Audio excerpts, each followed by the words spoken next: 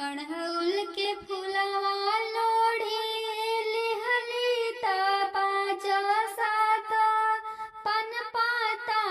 पाँच सात पन पाता हो तिवई जोड़ा नरियलवा खोइछा डलली पूजन करी चलेली हो ए बाँझिन चली भैली देवी के मंदिरवा पूजन करी चलेली हो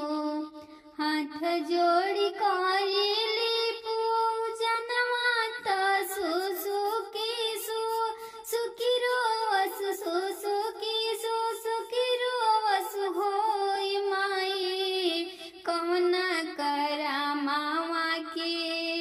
चुकल ना खिलाई ना हो ए माई कवना करा मावा के चुक बंझनिया नैया परिला हो तुलसी के दियरा ना देखवनी भगिनवा ना जे ववनी भगिनवा ना जे ववनी नु होय देवी माई कवन करा मावा के चुकल ना खिलाई ना हो केहू के दिहनी माई बेटा त केहू के बेटा दिहनी होय माई जी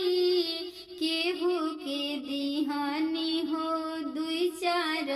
अवरु में दुई चार हो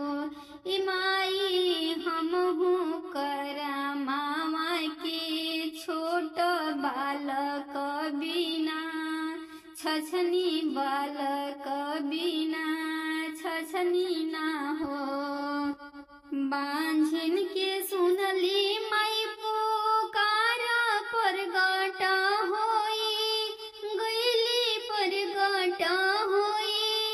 गईली नु होय तिवई